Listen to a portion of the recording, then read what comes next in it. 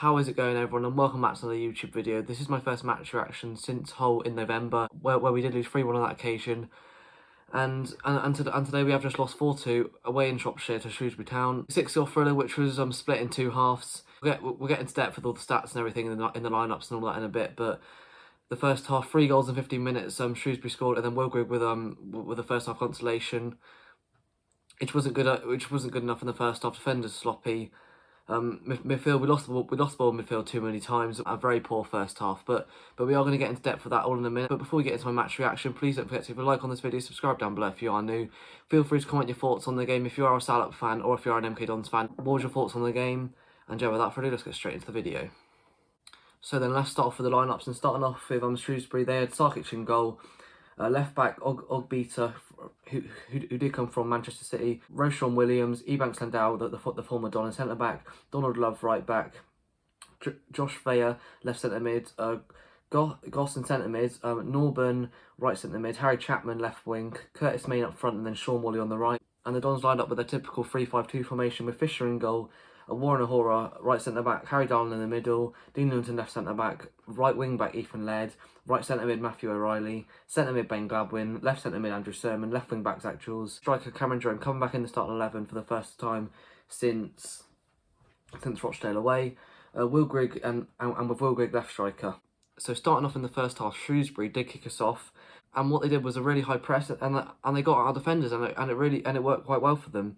And it showed with 4 minutes in, Sean Goss getting the opener, coming down the right hand side. I'm pretty sure it's Sean Morley. He picks him out in the middle. He's making a free run.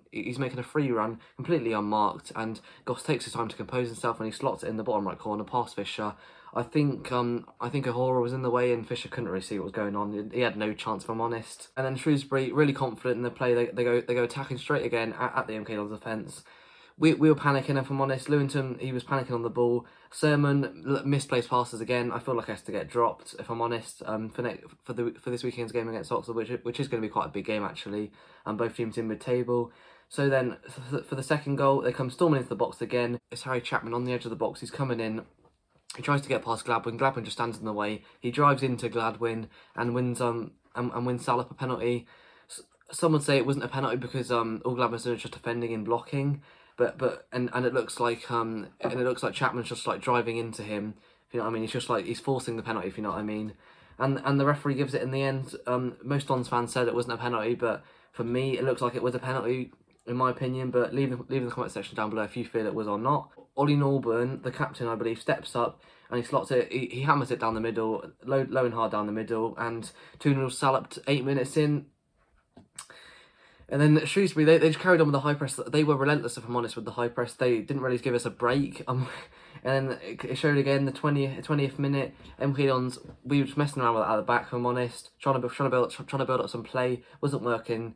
And Harry Darling, he handballs it. It was a late reaction from the line to give it. It was a bit of pressure from Sean Morley to give it, because he was shouting at the line, saying, "How's that not a pen? How's that not a pen?"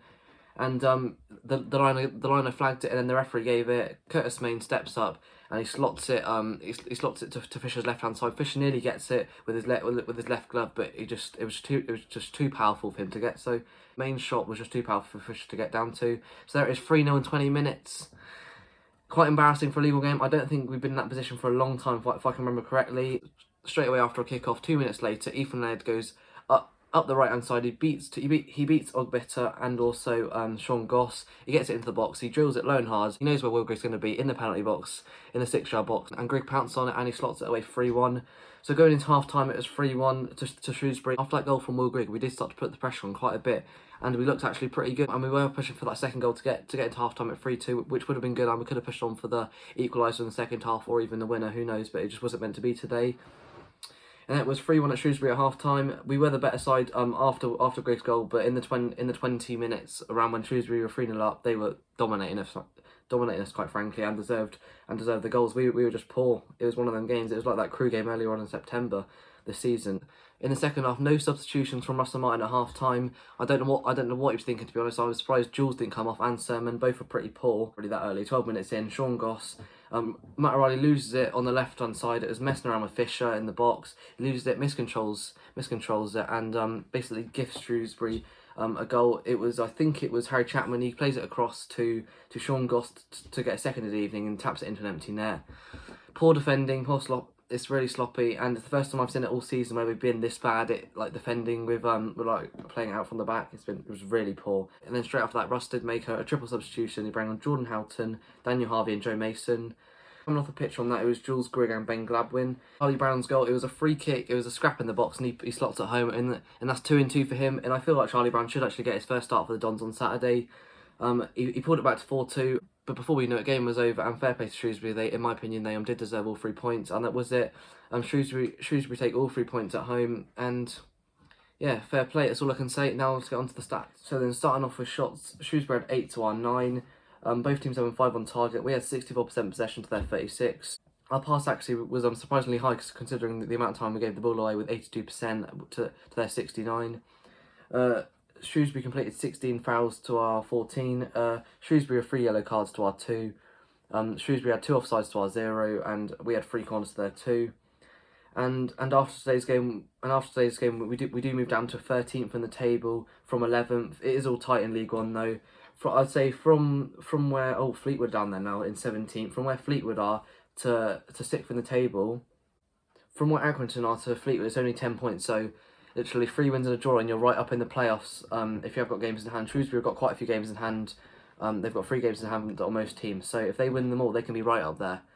But yeah, that is pretty much it to my match reaction. So if you did enjoy, please don't forget to leave a like on this video, subscribe down below if you are new, feel free to comment your thoughts on the game as I said, and yeah, I'll catch you in the next video and I'll see you then.